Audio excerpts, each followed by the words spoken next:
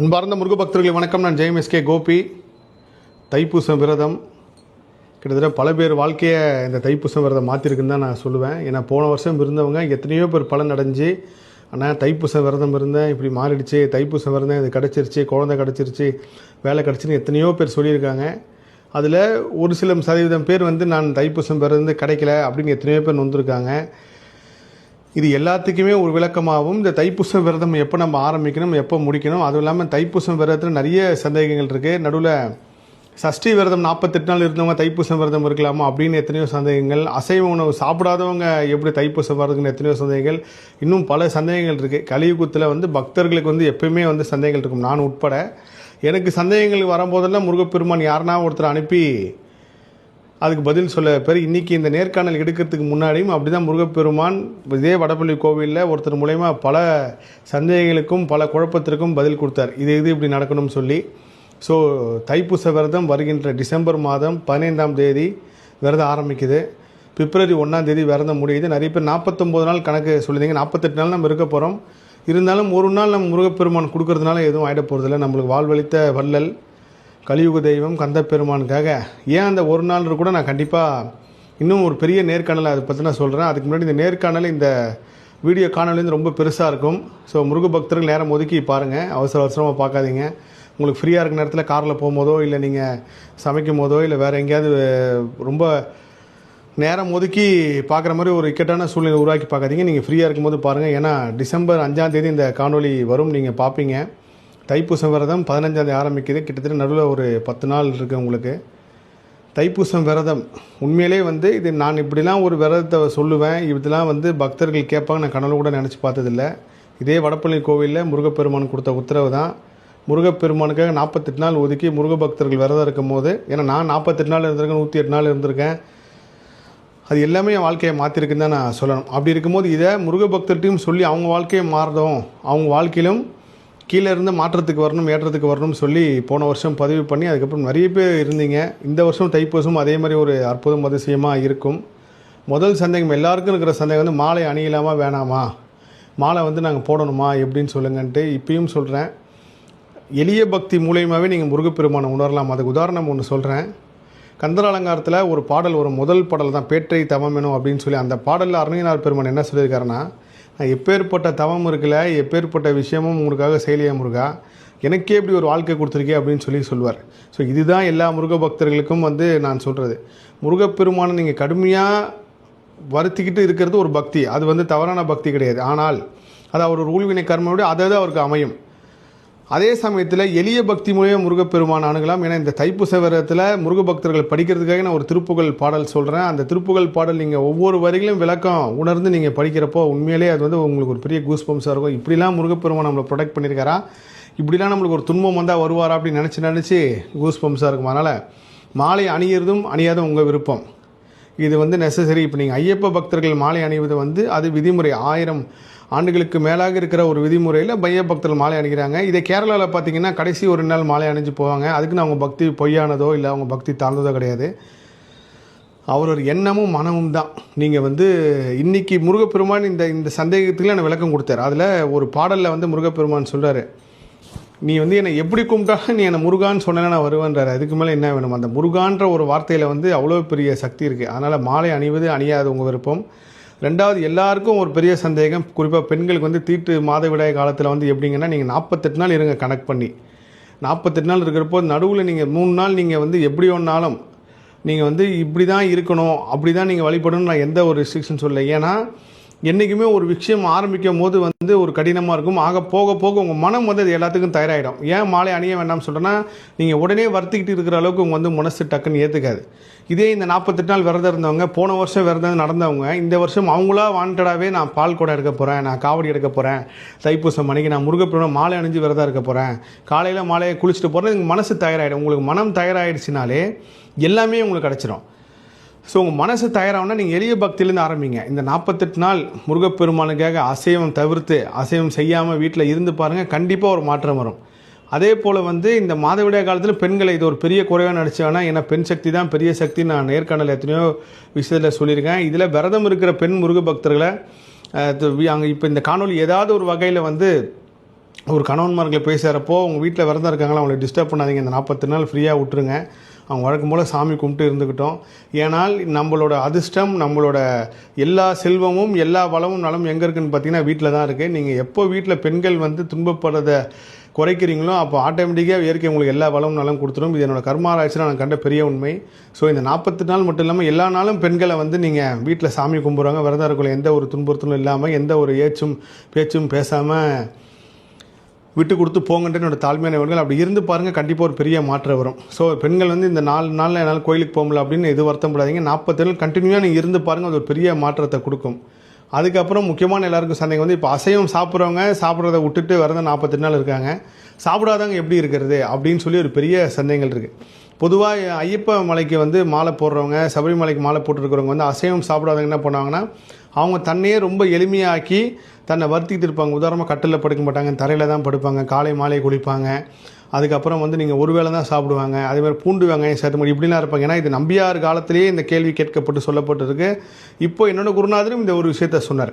அசைவம் சாப்பிடாதங்க நீங்கள் விரதம் இருக்கலாம். நீங்கள் இப்போ உங்களுக்கு வாரத்தில் ஒரு உகந்த நாள், எனக்கு வந்து முருகப்பெருமானுங்க நான் செவ்வாய்க்கிழமை ஒதுக்கியிருக்கேன், இல்லை திங்கக்கிழமை ஒதுக்கியிருக்கேன், வெள்ளிக்கிழமை அந்த வேலை நீங்கள் சாப்பிடாம இருங்க.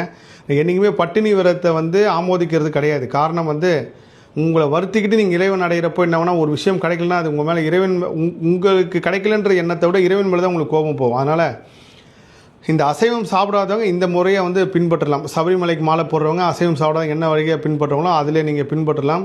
அப்படி இல்லை நீங்கள் கடைசி நாள் கூட நீங்கள் விரதம் இருக்கலாம்.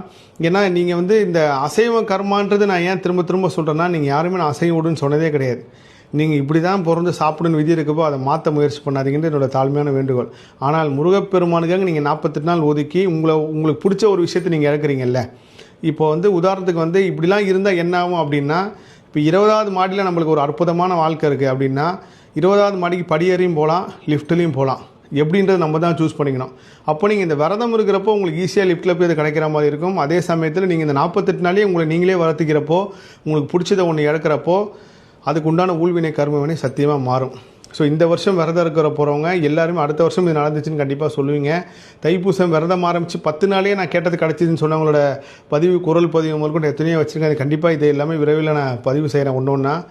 இன்னொரு முக்கியமான விஷயம், பொதுவாக நான் வந்து எல்லா நேர்காணலையும் சொல்லுவேன், வெளிநாடு முருக பக்தர்கள், வெளிநாடு வாழ் நிறைய நம்ம தமிழ் சொந்தங்களுக்கு வந்து நான் முன்னுரிமை கொடுத்து சொல்லுவேன்றது காரணம் வந்து, ஏன்னா அவங்க தூரத்தில் இருக்காங்க. நம்ம நினச்ச மாதிரிலாம் கோயிலுக்கு போகிறோம்னா அவங்களால போக முடியாது. அவங்களுக்கு ஒரு பெரிய சந்தேகம் இருக்குன்னா, எங்கள் வெளிநாட்டு வாழ்க்கையே முழுக்க முழுக்க அசைவத்தில் தான் இருக்குது, காலையில் எழுந்துலேருந்து முட்டையிலேருந்து இப்படின்றப்போ யாராவது ஒருத்தங்க முடிஞ்ச அளவுக்கு இருங்க.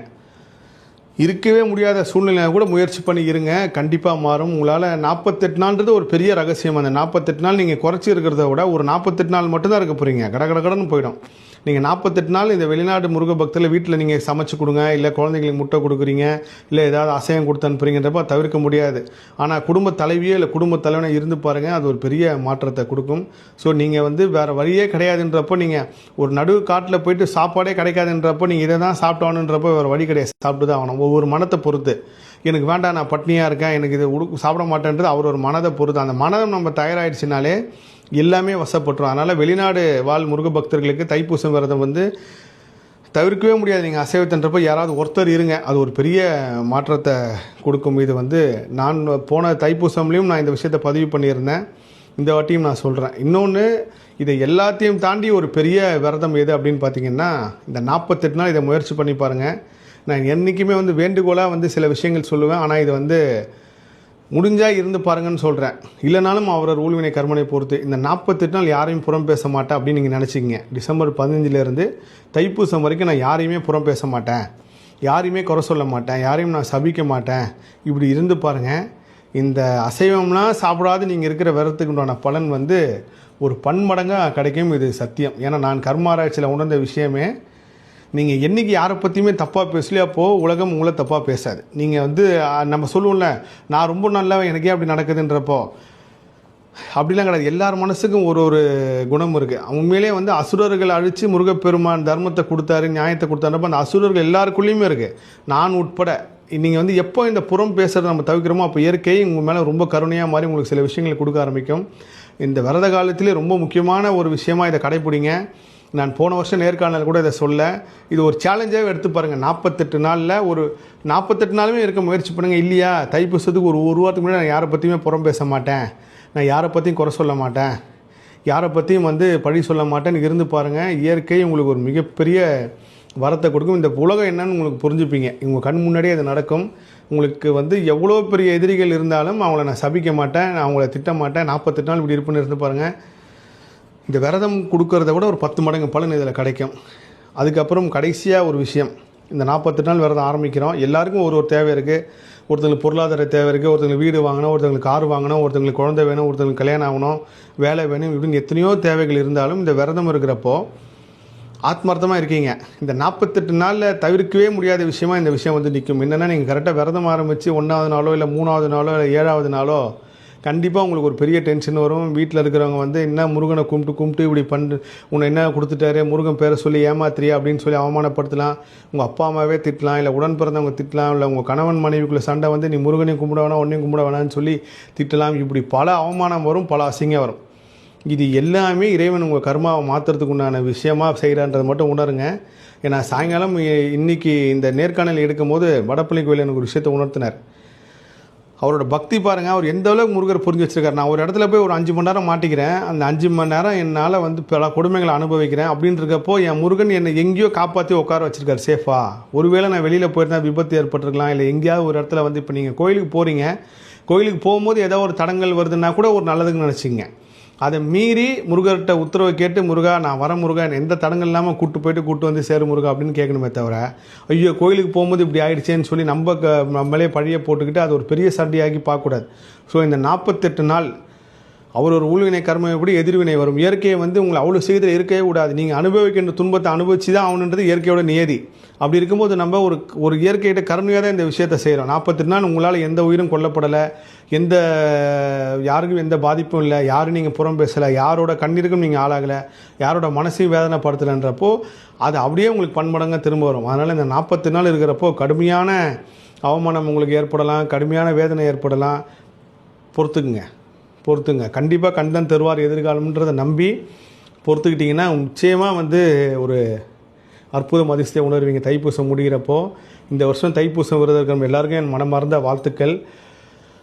இந்த காணொளி உங்கள்கிட்ட சேர்றப்போ கண்டிப்பாக உங்களோட எல்லா சந்தேகங்களுக்கும் பதில் இருக்குன்னு நினைக்கிறேன். அதுவும் இல்லாமல் கண்டிப்பாக நான் அடுத்த காணொலியும் பதிவு பண்ணுறேன். இதில் சொல்லாத ஒரு விஷயம் இல்லை, இதில் இல்லாத சந்தேகங்களுக்கு உண்டான கேள்விகள் இருந்தால் நீங்கள் பதிவு செய்யுங்க. நான் கண்டிப்பாக அடுத்தடுத்த காணொலியில் பதிவு செய்கிறேன். எல்லா புகழும் முருகனுக்கே. நன்றி.